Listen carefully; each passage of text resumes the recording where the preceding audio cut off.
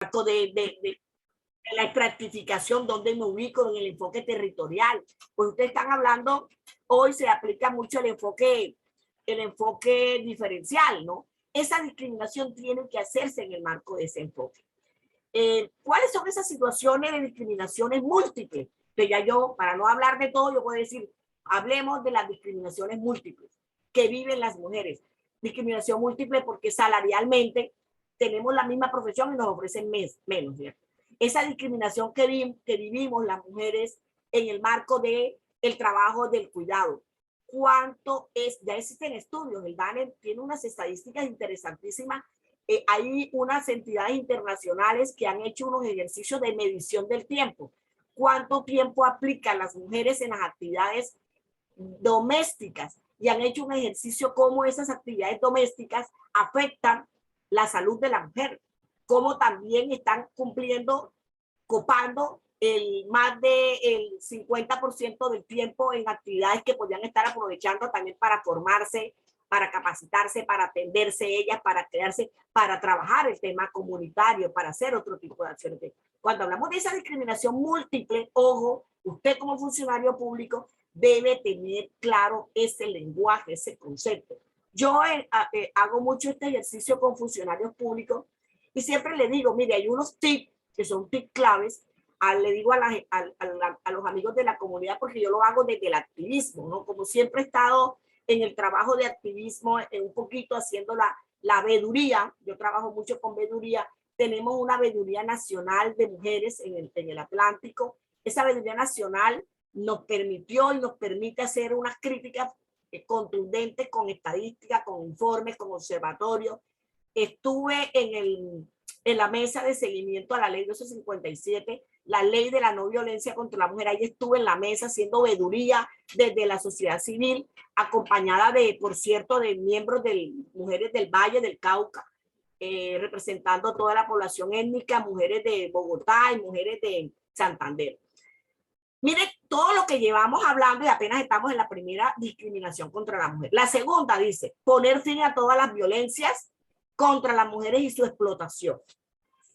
Esta segunda, cuando habla de poner fin a cómo analizamos datos, ¿cierto? Cómo establecemos qué tipo de explotación. Esta la explotación trata de personas, ¿cierto? Todo lo que hoy se ha discutido que trajo la pandemia, toda la explotación laboral, pero también en el tema de la movilidad humana, que se ha visto mucho y que hoy se está discutiendo en algunas políticas que yo le llamo políticas fracasadas si no se trabaja frente a la violencia estructural.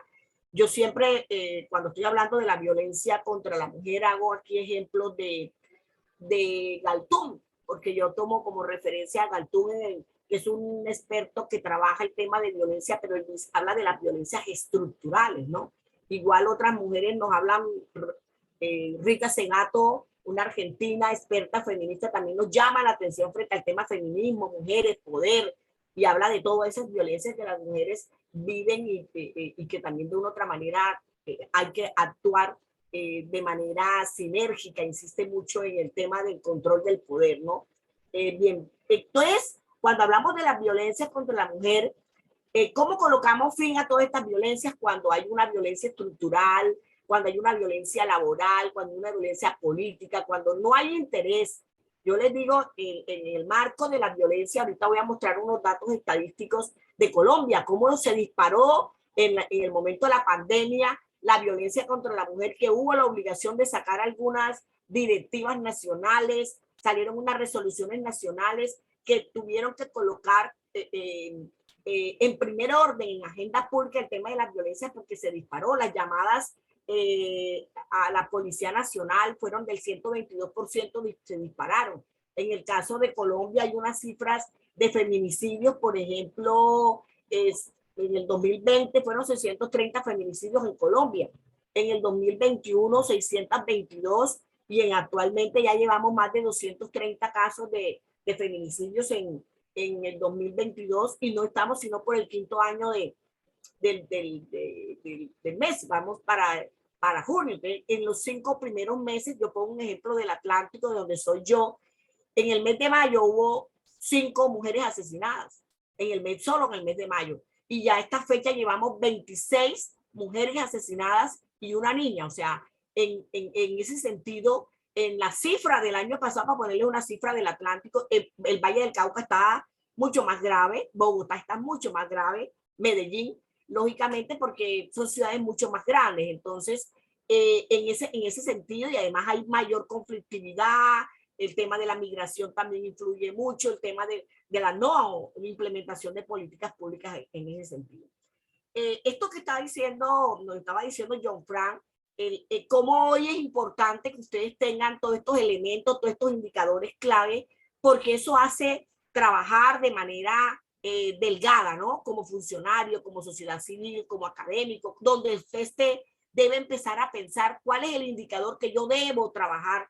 Esto que está haciendo la Contraloría como ente fiscalizador de trabajar, propuestas desde la Agenda 2030. Esto tiene que trabajarse muy de la mano de indicadores específicos. El tercero hablaba de eliminar los matrimonios forzados, ¿no?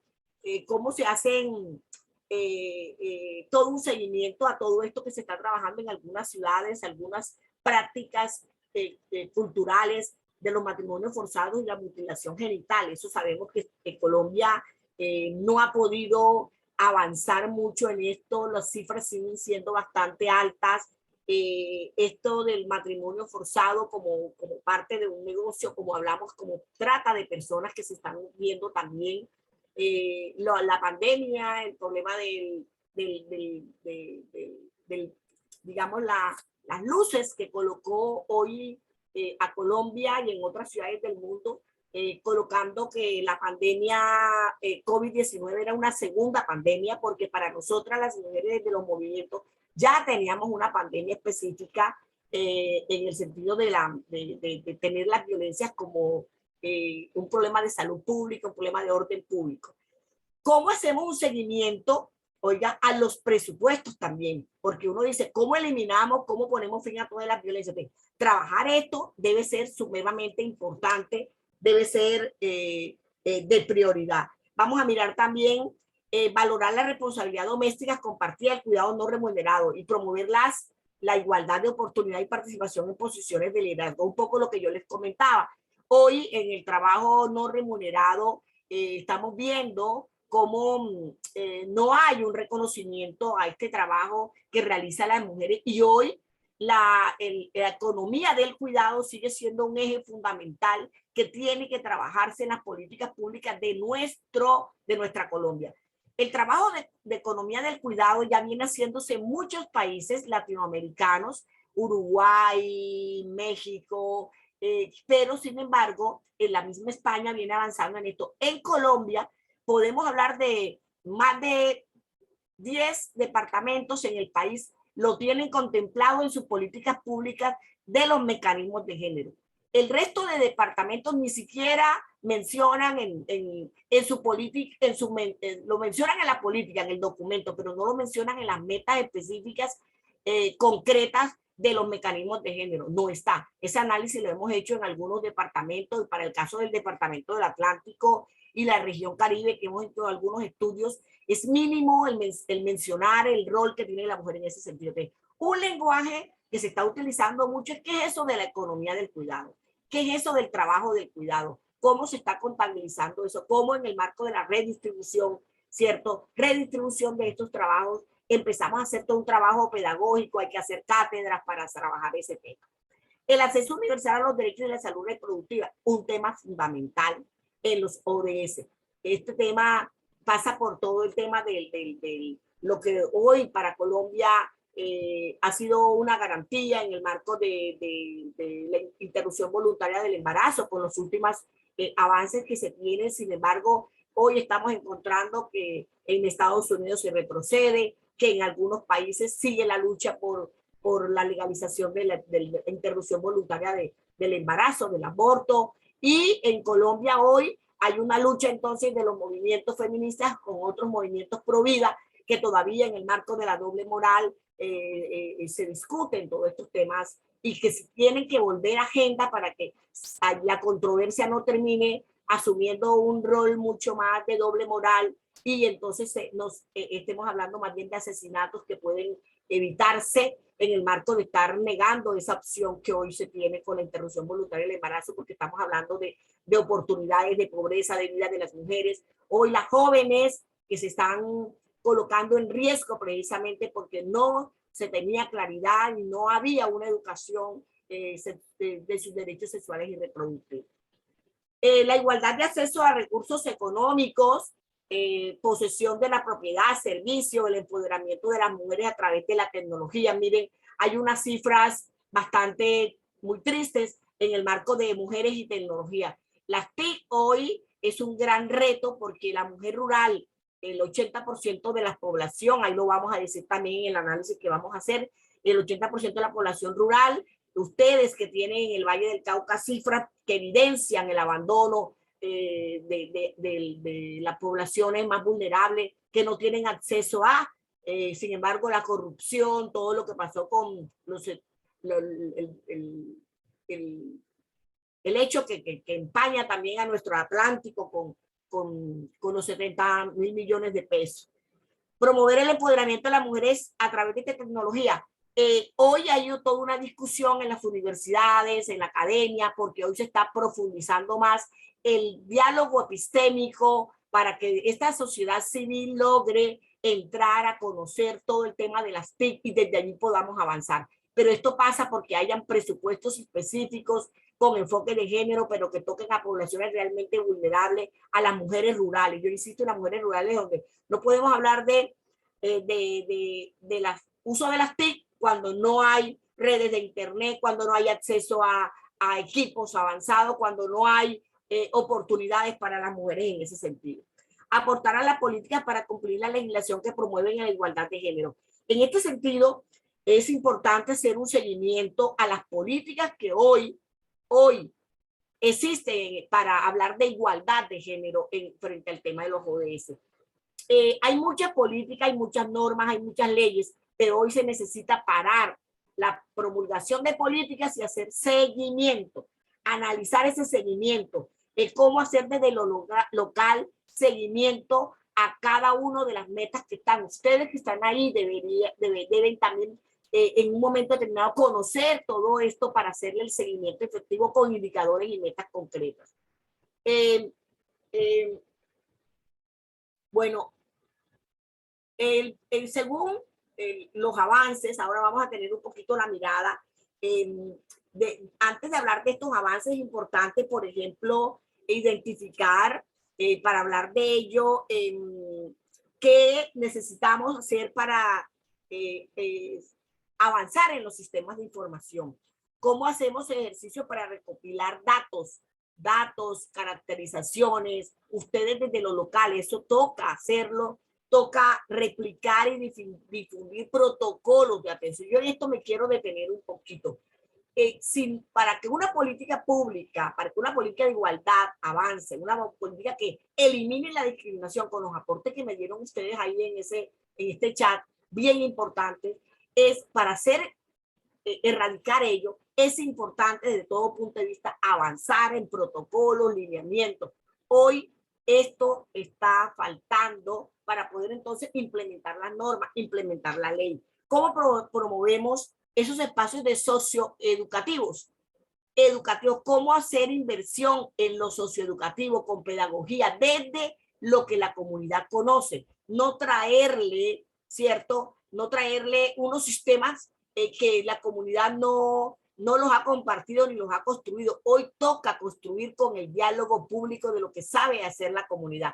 La comunidad en estos momentos sabe mucho de estrategia, pero hay que recuperar el saber ancestral, el saber popular, es decir, cómo no seguimos colonizando ideas ni el saber, decía Buenaventura Chauza, ¿no? Entonces, ¿cómo hacemos en estas relaciones interculturales? ¿Cómo hacemos desde esa mirada el trabajo de relaciones horizontales, ¿no? Y en ese sentido es importante, lo dice Buenaventura de Sousa en las epistemologías del sur. Entonces uno dice, ¿cómo hacemos esa relación, no?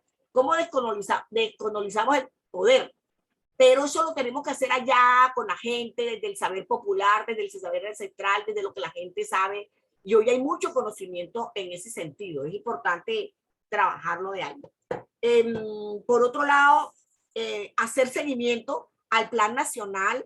Decía John Frank, ustedes tienen unos elementos en el Valle del Cauca que tienen el plan de desarrollo, ojo con eso, ustedes tienen el plan de desarrollo, tienen unas metas específicas, hay que hacerle seguimiento a ese plan de desarrollo específico del Valle y colocar a la luz pública el famoso COMPES 3918, el de la Agenda 2030. Entonces, en ese sentido, es importante trabajar para entonces hacer el ejercicio de hacerle seguimiento a esos planes para que se puedan bajar a un nivel más de la localidad y de territorio estos hechos. Para ver qué otra cosita les puedo comentar en el marco de la salud sexual y reproductiva. Ya les comentaba todo el trabajo que podemos hacer desde la vinculación de las instituciones educativas, el mismo bienestar, el Instituto Colombiano de Bienestar Familiar hoy tiene que revisar su función, tiene que revisar la función. Nosotros estamos haciendo todas unas discusiones porque efectivamente el bienestar no está cumpliendo las funciones. Nosotras tenemos una serie de análisis frente a esto. Voy a pasar rápidamente para terminar el informe anual del avance. Nos está diciendo que las cifras son bastante preocupantes. El informe anual critica porque ya les decía que los avances de lo que tenemos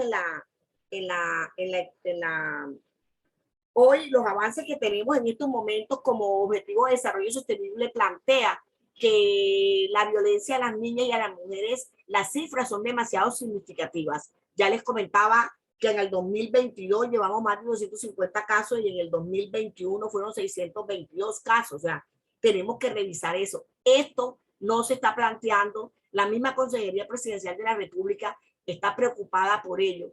El Gobierno Nacional adoptó un decreto, el Gobierno Nacional adoptó un decreto el 17-10 del 19 de diciembre del 2020, este decreto como mecanismo de verdad, como dice uno, se ha rajado ese decreto porque las cifras de discriminación no bajan.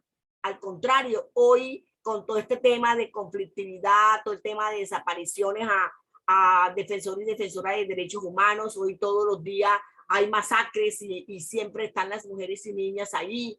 Entonces hay que revisar que cuando hablamos de ello tenemos que hablar efectivamente en un orden de que podamos hablar de reducción. Hay un cuestionamiento que se hace, que ya lo planteaba frente al tema del porcentaje de mujeres que utilizan Internet. Ellos están dando una cifra y dicen que el 63.4. Entonces, si es así, esa cifra a nosotros nos lleva a hacer una pregunta. En el informe ellos dicen que sí se tienen 63.4 mujeres acceso a Internet. Y yo les acabo de decir que el 80% de las mujeres rurales, ¿cómo tienen acceso al Internet? Si eso fuese cierto, entonces la pregunta es ¿qué y cómo se están trabajando esas plataformas digitales? Si fuese así, la reducción por información que reciben las mujeres, deberían tener mayor información en el tema de violencia, en el tema de las TIC, porque esto no se da, ¿no?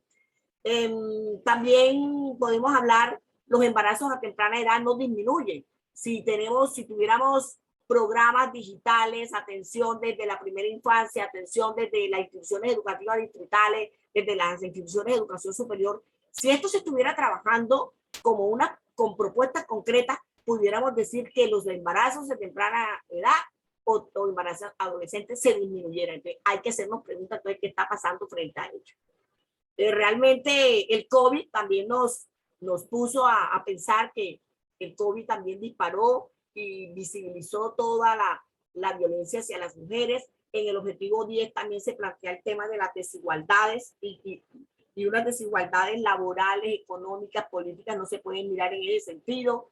El tema de los compromisos a nivel del departamento sigue siendo igual. Si nosotros miráramos en el Valle del Cauca, las cifras siguen siendo altísimas de violencia, asesinatos, los homicidios agravados, los seguimientos siguen siendo una política de seguimiento, pero ¿dónde están los indicadores? Quiero, por último, comentarles sobre este documento que no me voy a detener, pero quiero que ustedes lo revisen, porque para poder plantear hoy el tema de los ODS, tenemos que trabajar ahora el COMPES, que fue aprobado hace algunos días, el 24 de abril del 2022, o sea, no tiene sino un mes. Este COMPES, que tiene una serie de lineamientos, yo se los voy a dejar aquí en el documento, trabaja las barreras de acceso a la oportunidad y tiene que ver mucho con la Agenda 2030. Trabaja el tema de los obstáculos en el tema de paz. Existe las mujeres y paz, el último informe de la CEDAW, que de hace un año nos está planteando que las medidas de las políticas para discriminación todavía dictan. Hay una distancia, ¿cierto? Y esa distancia es muy fuerte. O sea, quiere decir que en el tema de paz también estamos, como quien dice, graves en ese sentido. Hay que fortalecer la institucionalidad, hay que trabajar la autonomía económica con las mujeres según el COMPES nuevo. Este COMPES se los dejo, no es de este tema, pero quería simplemente mencionárselo porque ustedes es importante que estén informadas. Si se acaba de aprobar, ya hay que hablar de él, ya hay que incluirlo en los informes, ya hay que hablarlo con la comunidad, ya hay que socializarlo con la comunidad porque tiene un componente fuerte de paz, de mujer ancestral, de mujeres rurales, y ustedes tienen un trabajo muy interesante ahí, muy interesante ahí.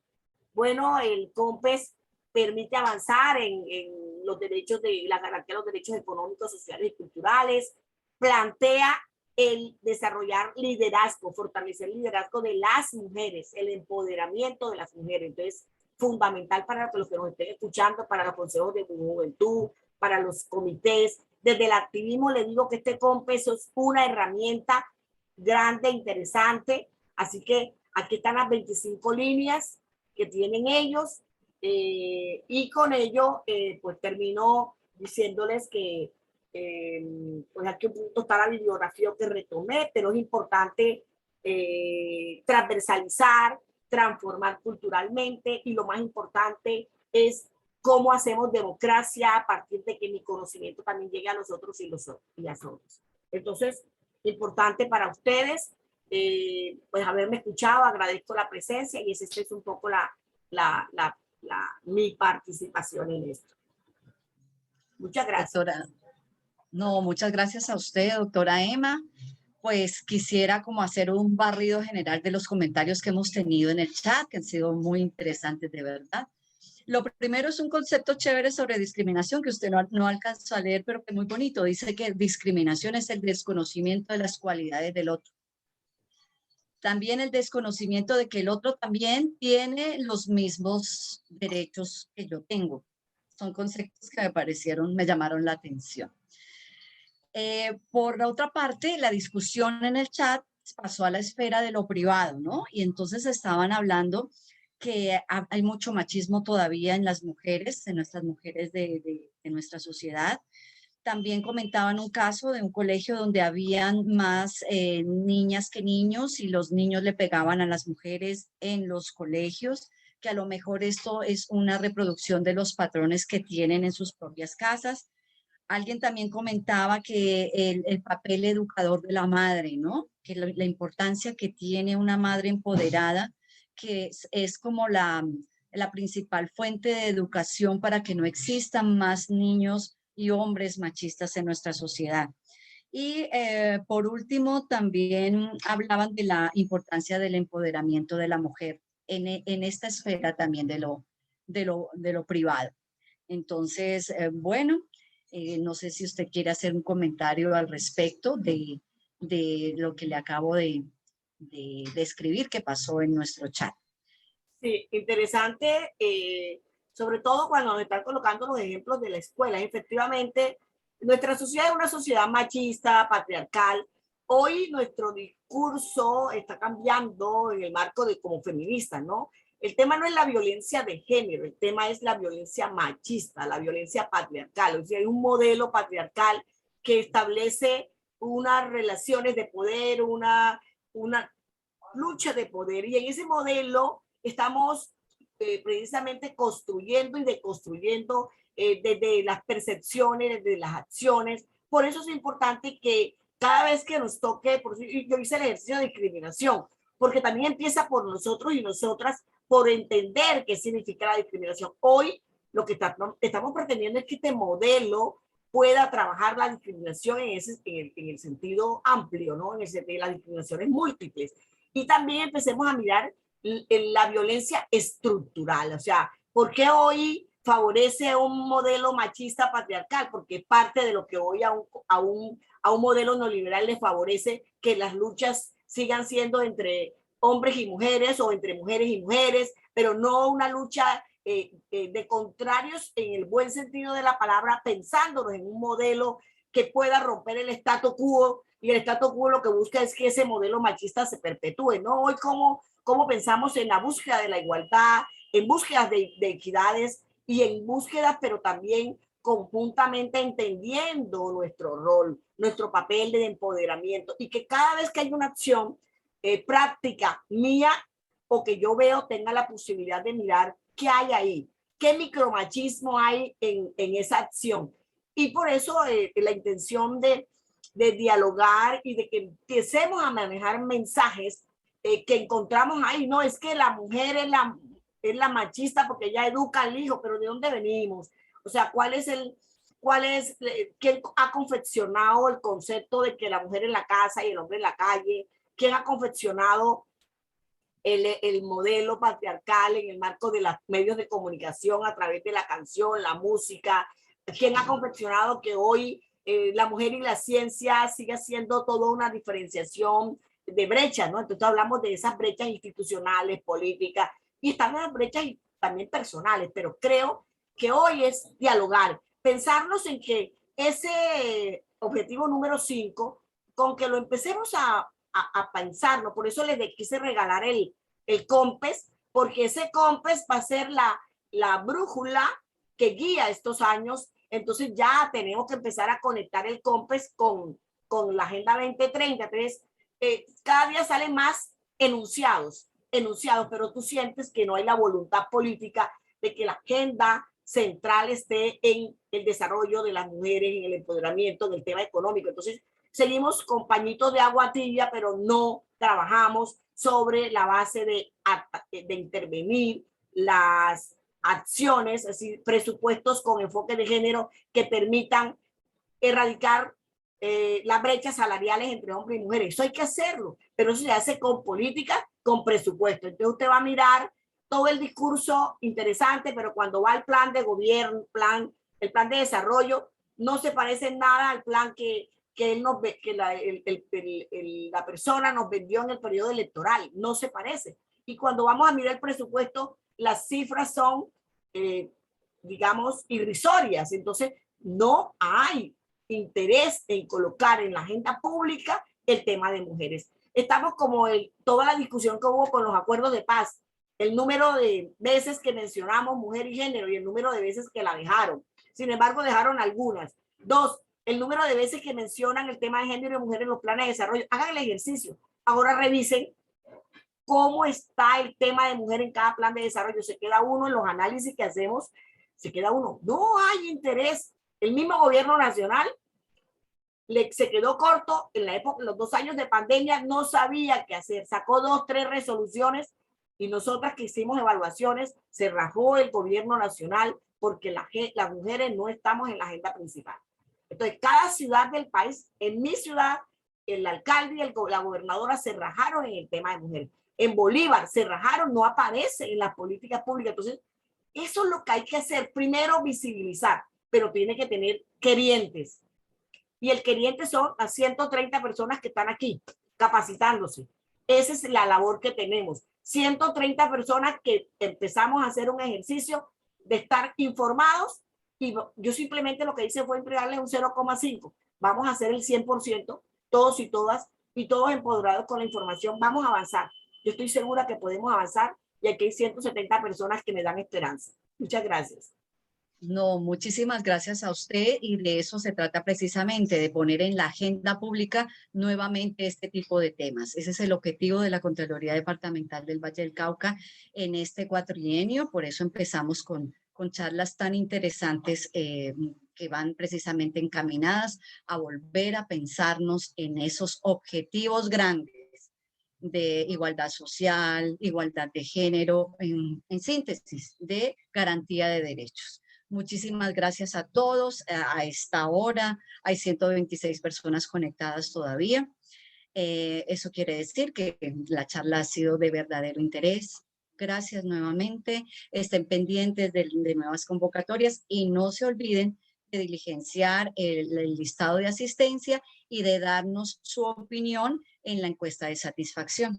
Déjenos allí qué les ha parecido este tipo de conferencias y una opinión sobre nuestros conferencistas también. Muchas gracias a todos nuevamente, que tengan un buen día. Gracias, doctora Emma.